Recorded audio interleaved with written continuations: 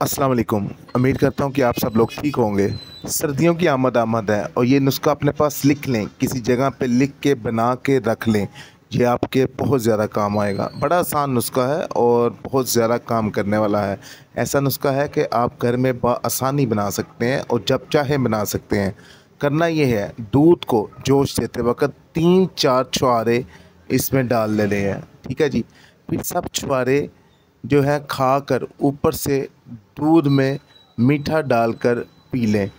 ठीक है, मीठा उनके लिए है जिनको कोई शुगर वगैरह का मसला नहीं है, या जिनको अगर अपने मुताबिक आपने मीठा डालना है। और चंद रोज़ इस अमल को दोहराते रहें, चंद रोज़ ये अमल करते रहें। इंशाल्लाह इसके करने से गया गुज़रा बंदा भी है वो भी जुमा के काबिल हो जाएगा। ये बड़ा मुजरब नुस्खा है और बहुत ज़्यादा लोगों ने इसको इस्तेमाल करने के बाद इसके पॉजिटिव रिज़ल्ट दिए हैं।